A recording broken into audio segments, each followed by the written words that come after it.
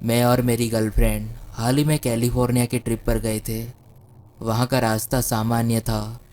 हम सुबह जल्दी घर से निकले और रात तक होटल पहुँच गए। हालांकि घर वापस लौटते समय हम दोपहर को निकले और घर जाते समय काफ़ी अंधेरा हो गया। घर पहुँचने में लगभग 10 घंटे का समय लगा। पहले लगभग 3 घंटे की ड्राइविंग के बाद हम दोपहर का भोजन करने के लिए रुके। उसके बाद हम आधी रात के बाद खाना खाने के लिए फिर रुके। रात के लगभग 12:30 बजे हम खाना खाने के लिए नज़दीकी फूड स्टॉल पर गए। उसके बाद हम वापस सड़क पर आ गए।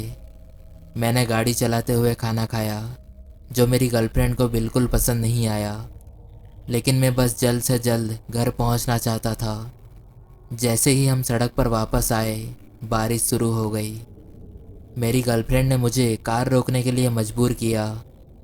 वो नहीं चाहती थी कि मैं इतनी ख़राब स्थिति में खाना खाऊं और गाड़ी चलाऊं।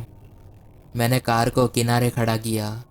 मैंने खाना खाया और तभी हमने खिड़की पर थपथपाने की आवाज़ सुनी।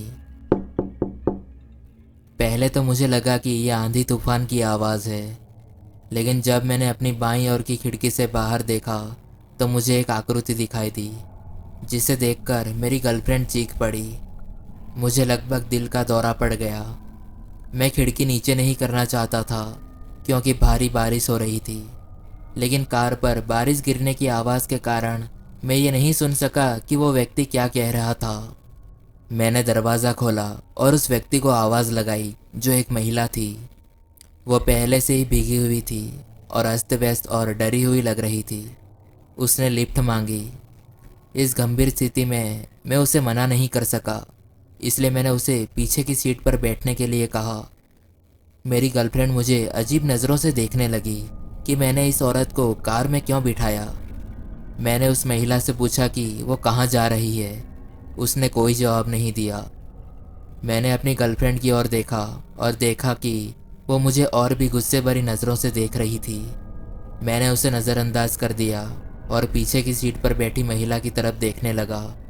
मुझे लगा कि शायद उसने मेरी बातें नहीं सुनी, लेकिन डरावनी बात यह थी कि वो बिल्कुल मेरी तरफ अजीब नज़रों से देख रही थी। उसका चेहरा बिल्कुल खाली था, कोई हाव भाव नहीं। इसमें कुछ अजीब था।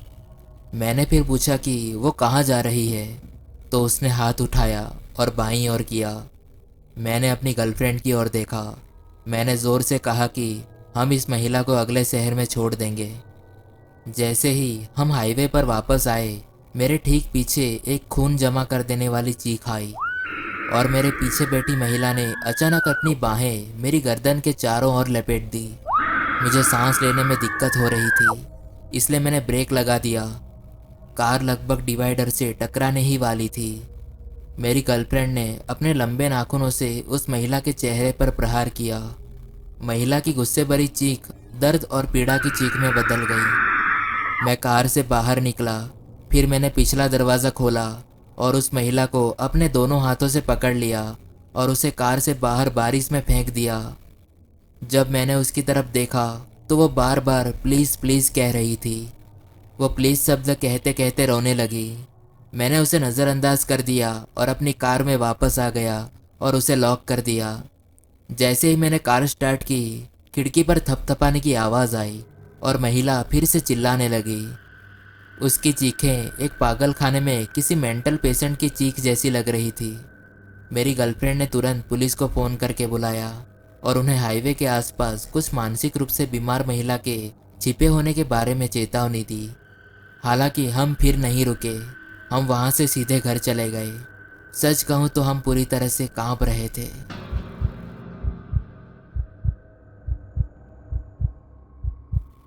ये 2010 था। मैं पेंसिल्वेनिया में अपने घर से जॉर्जिया तक अपना फोर्ड F-150 ट्रक चला रहा था। जॉर्जिया के ग्रामीण इलाके में मेरा परिवार था, जिसके साथ मैं एक सप्ताह बिताने जा रहा था।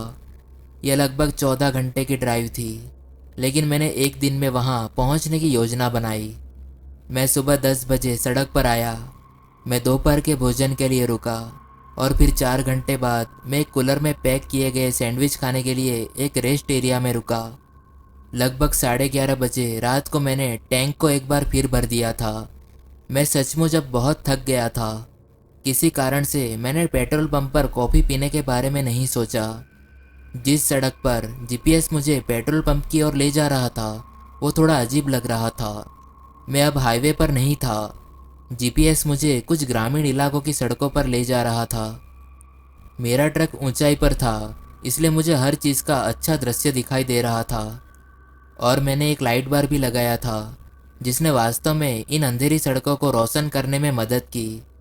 मैं बहुत थक गया था और मुझे पता था कि मुझे अब गाड़ी नहीं चलानी चाहिए, लेकिन मैं अपने कजिन के घर के इतना करीब था कि मुझे गाड़ी चलानी पड़ी।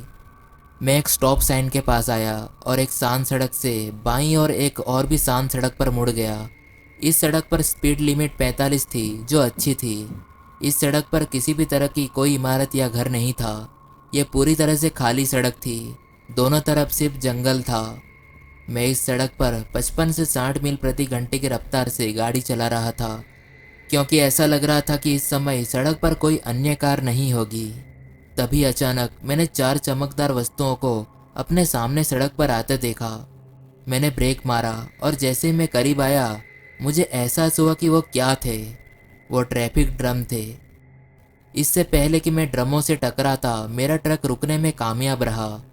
मैं अपने बेसबॉल बैट के साथ अपने ट्रक से बाहर निकला और ट्रैफिक ड्रमों के पास गया, और मुझे एहसास हुआ कि ट्रैफिक ड्रमों के पीछे कुछ और था। ये एक स्पाइक ट्रैप था जिसे पुलिस इस्तेमाल करती है। मुझे कुछ समझ नहीं आ रहा था कि क्या वहाँ किसी प्रकार की पुलिस गतिविधि चल रही थी या किसी ने इसे जाल के रूप में बिछाया था। जैसे ही मैं अपने ट्रक की ओर वापस चला, मैंने ध्यान से चारों ओर देखा तो मैंने सड़क के बाईं ओर जंगल में किसी को मदद के लिए चिल्लाते हुए सुना, जिसकी आवाज़ सड़क के बाईं ओर जंगल से आ रही थी। मैं किसी भी हालत में जंगल में नहीं जाना चाहता था। मैंने बस चिल्लाकर पूछा कि क्या हुआ, लेकिन कोई जवाब नहीं मिला। मैं सड़क के किनारे चला गया और जंगल की ओर देखा। मुझे कुछ भी दिखाई देने का एकमात्र कारण मेरे ट्रक की रोशनी थी। सीधे उसकी ओर देखे बिना मैंने झाड़ियों के पीछे किसी को बैठे देखा। मैं भागा नहीं, मैं बस आराम से अपने ट्रक की ओर वापस चला गया। जब मैं ट्रक में चढ़ गया और दरवाज़ा बंद कर दिया, फिर मैंने अपनी बाईं ओर देखा और सड़क के किनारे जंगल से 2 काली परछाइयाँ मेरे ट्रक की ओर आ रही थी। मैंने दाईं ओर सड़क के गंदगी वाले किनारे पर ट्रक चलाया और स्पाइक ट्रैप को पार किया। जब मैंने रियर व्यू मिरर में देखा तो मैंने ट्रैफिक ड्रम के पास कम से कम 3 काली परछाइयाँ खड़ी देखी। कुछ सेकंड बाद वो मेरी नज़रों से ओझल हो गई और हमेशा के लिए मेरी ज़िंदगी से चली गई। यह कुछ ऐसा नहीं था जिसकी मैंने कभी उम्मीद की थी कि मेरे साथ ऐसा होगा। फिर भी मुझे खुशी है कि मैं सही सलामत लौट आया।